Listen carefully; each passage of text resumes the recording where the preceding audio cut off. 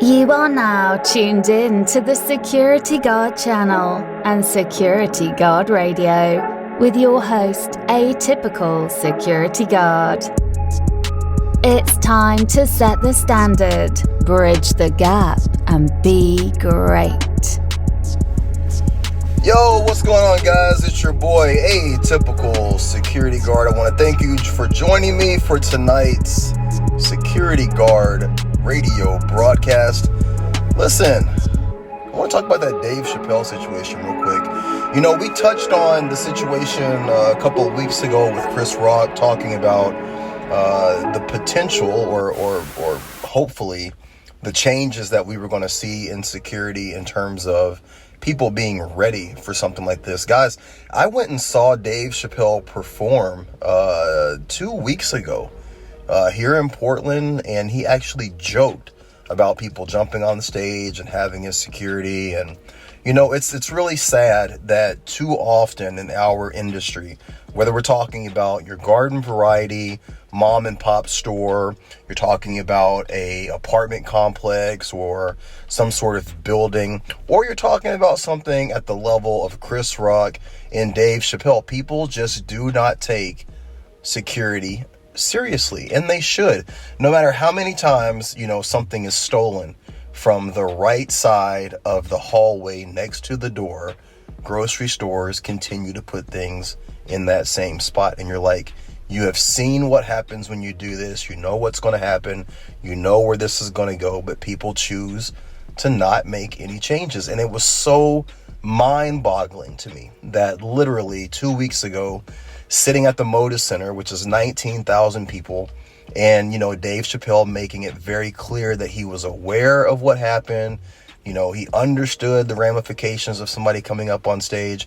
You know, he was aware of it, but clearly they didn't have anybody in position. They didn't have anybody, you know, set up to make sure that didn't happen. And it just goes to show you that no matter how much money is involved, no matter how much potential for loss is there, people just don't take it serious. So, and my point for bringing all this up, guys, we have to be the professionals. When you look at someone at the level of Dave Chapelle, or you look at, you know, these companies or corporations, you know, everybody is good at what they do. They're all professionals in their own right, but what they're not professionals at is security.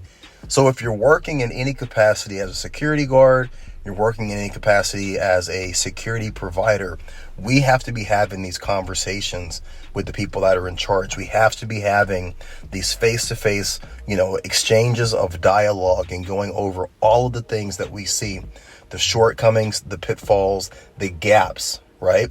And it's our responsibility that we're the ones that are taking the charge and bringing these things up. Now, does that mean that those companies, those superstars, those contracts that you have, that they're going to listen? No, more than likely they won't. But in the end, it's our job and it's our responsibility to make sure that we're bringing that up. So that's my conversation about the Dave Chapelle situation. I just wanted to kind of touch on that. Now, I put up a post the other day where I was asking, if you could change anything about the security industry, what would you change? Now, most people, they said something to the effect of, like, you know, arrest powers, more training, the ability to, you know, go hands-on more. And guys, it really all came down to this one thing: more authority. And so what I wanted to do was come on here today for this radio broadcast and give you guys my advice on how to project authority. Now, let me explain what I mean by that, right? As security guards, we have a very limited amount of authority, a very limited amount of what we can do, where we can do it, in which way we can do it, and who we can do it to whom, right?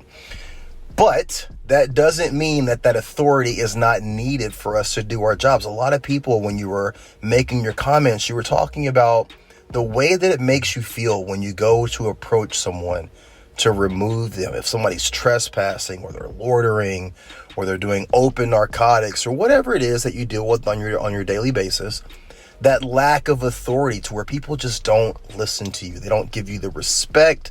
They don't give you the, just that basic respect that they give to law enforcement officers and sheriff's deputies. And I get it. I have dealt with that myself. But I'm going to give you guys 5 tips that I think will go a long way in helping you to project authority. And if you're able to project authority, a lot of times, not always, but a lot of times it'll go a long way in helping you get compliance with people. So let's get right to it in no particular order of importance. Okay. This is just how I'm going to do it for this broadcast. Number 5 is going to be your uniform. We have talked about this more than once, right? But your uniform goes a long way in how you are able to project authority to the people that you're dealing with. Now, it's not just the people that you're dealing with in a negative sense, right? When someone is looking for answers, where something's located or what they should be doing or where to go, how to get in, how to get out, they're looking for an authority figure, right? If your uniform looks like you're an authority figure, you're going to get more compliance. You're going to get more respect. Now, right now, this topic of trying to be a police officer, impersonating a police officer, what I'm about to tell you has nothing to do with that, okay? I'm strictly going to give you guys some advice on your uniform. And when I say this, I mean it exactly how I'm saying it. I am not advising you to do something that you should not be doing, okay? Just want to get that out of the way before we go any further. Your uniform, in my opinion, should look as close to law enforcement as possible and legal, right? From a visual sense and a visual standpoint, your uniform should invoke the feelings and the imagery in people's minds of a law enforcement officer. Now, your uniform as a security guard should say security. There should be no question whatsoever what is on your uniform, the verbiage that is on your uniform, but the way in which you wear your uniform, the equipment that you have, the way that it's placed, the way that it's displayed, all of that needs to invoke the imagery of a true law enforcement officer.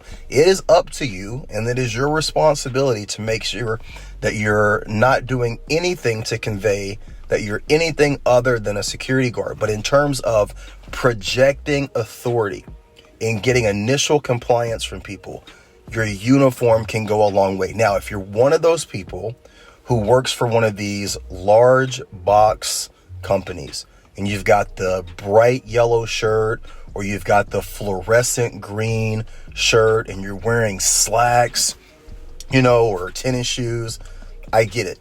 It's very, very difficult. That uniform makes your job 10 times harder than it has to be. So what can you do? Your only option is to make sure that your uniform fits, that it's clean, that your shirt is tucked in. If you're able to wear a duty belt, wear a quality duty belt. If you're able to wear boots, wear boots. Do everything that you can to make sure that your uniform is as presentable as possible. Now, you're not going to be able to negate the fact that you've got this crossing guard uniform on, but you can still gain a lot more compliance from people. Excuse me, I'm having a hard time talking tonight. Still going to gain a lot more compliance from people and respect from people if you're able to project a little bit more authority with the way that you wear your uniform, okay? All right, let's go to number 4. Number 4 is something that you guys really don't have a lot of control over, and that's stature, right? Stature, the size that you have, the height that you have, right? If you are 6'2", 250 pounds, you're going to project a lot more authority. If you have a deeper voice, excuse me, if you talk with more of an authoritative tone, a lot of that goes a long way to gain compliance, right? It's not about being aggressive or being loud or being belligerent, but just your stature, your size, your build, how you look to people. Are you physically imposing? Or are you someone who's 5'5", 110 pounds? Now, if you are that 5'5", 110 pound person, what can you do? You can't make yourself taller. Excuse me, you can't really make yourself bigger, but you can do some things to help with that. I am coughing up a storm here, guys. I'm so sorry. What can you do? All right. wear boots that give you a little bit more height. Instead of wearing jeans or slacks, wear BDU pants that give you a little bit more width in the legs, right? Wear a solid duty belt. Make sure that you're wearing a bulletproof vest or a stab resistant vest to give you a little bit more girth in the upper body. Things like that, along with a professional uniform, will help to increase your stature. Now, again, like I said, there's nothing you can do with your genetics, but doing these few simple things will increase your stature and also help you gain a little bit more compliance. All right. So we did dress, we did stature. Well, let's go to number 3. Number 3 is going to be equipment. The equipment that you have, not just the types of equipment, right? Your pepper spray, your taser, your baton if you're carrying one, your handcuffs, your firearm, but also what you're carrying your equipment in and on, the type of vest, the type of holster. Are you using a quality duty belt, right? All of these things. If you're doing something and you're half-assing it, or you're trying to cut corners with your equipment, you're using something that they immediately pick up on it, that it's cheap, or that it's kind of like, JoJo, we say JoJo for like kind of jerry-rigged or whatever. Don't do that. Quality stuff. Now, maybe you can't afford the best holster. You can't afford the best baton. You can't afford the best handcuffs. Okay, that's fine. Don't carry those things unless you absolutely have to. Don't carry those things until you can get quality equipment. It's better to have quality equipment than to have janky equipment. And also, how you place these items on your uniform using your molly vest, right? Your plate carrier. All of that is going to lead to you getting more compliance and projecting more authority. Remember, we live in a time right now where more people are aware of things like the 2A community, people that are playing Call of Duty, they're playing, all of these different video games. There's people out there that you're going to be dealing with that have nothing to do with law enforcement, but they're immersed in the types of equipment that people actually wear and utilize in the military and in law enforcement. So they're going to be able to pick up and kind of ascertain a lot about you based on the type of equipment that you have and how you're wearing it, where it's placed, and if it's in the right position or not. So keep that in mind, and that'll also help you to project a little bit more authority, okay? Number 2 is going to be communication. Guys, more important than any firearm you will ever own, any ability to go hands-on, arrest, any handcuffing technique, the most important thing that you can learn and utilize in this industry is communication. And it's not just about being able to talk to people or have a conversation with people. It's about articulation. It's about being able to talk a level above the people that you're dealing with, being able to interact with people from different socioeconomic backgrounds, from different demographics, right? From different financial backgrounds. Guys, having a larger vocabulary, all of these things are going to separate you from the basic security guard, right? It's also going to go a hell of a long way in terms of your interaction with law enforcement, when you're writing reports, when you're dealing with supervisors or people that are in charge of the contracts. Your vocabulary and your ability to communicate is going to be far more superior than anything else you guys can invest in. Listen to podcasts, read books, watch shows that are completely out of your interest of things that you normally listen to, watch, or read. Get into things that are more highbrow, things that are above the kind of the stuff that you're normally watching and listening to. Try to get your vocabulary and your level of thinking a little bit more polished and higher than what you're used to, because I'm telling you guys, being able to articulate yourself, being able to have thought-provoking conversations, and being able to talk to people in a way that really just endears you to them will help you so much, and I cannot stress that enough. The last thing, and I know I said that it doesn't go in any sort of order, but the most important thing aside from communication is simply confidence. a lot of you aren't getting compliance from people. It's not because you don't have the authority to get that compliance. You just don't have the confidence. When you're rolling up to people, when you're approaching people, when you're trying to get people to do, whatever it is, you're not approaching them with enough confidence. Guys, the parallel between working in security and, I was going to say picking up women, but that's not what I want to say. Okay, let me communicate better here, right? The parallel between working in security and being able to develop a relationship with someone that you're interested in, it is so dead on, right down the middle of the road. I mean, talk about a parallel, right? It's all about gaining compliance, and it's all about getting someone to be agreeable to you and agreeable with you. And both of these things, in a relationship and in security, it comes down to confidence. Are you confident in what you're saying? Are you confident in who you are? Are you confident in the position that you hold? And too many of us, and I was guilty of this as well when I first got into the industry, we're just not confident as security guards, right? We're looking for validation. We want to know what the police officers think of us. We want to know what our family thinks about what we're doing. You have to get past that shit, guys.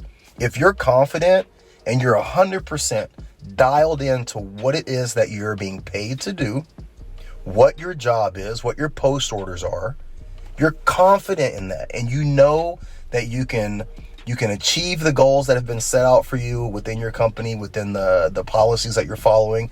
You know what you're doing. You know who you are. You know what you bring to the table. You're going to get so much more compliance, and you're going to project that authority.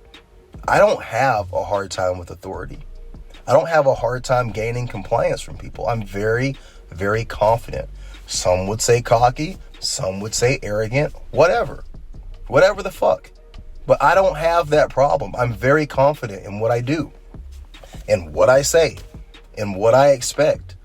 And if you guys would take on a little bit more of that attitude, not in a false sense, but truly believing in that yourselves, you guys are going to see the level of compliance that you get from people just completely skyrocket. Okay?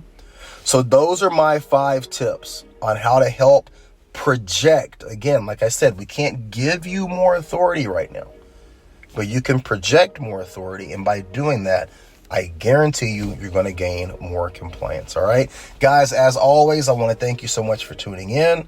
I hope that you will continue to be a part of what we're doing here, which is to help educate, motivate, train, and inform. And as always, I want you guys to be safe. I want you to watch your 6, and I want you to be great. All right. Good night. Be great.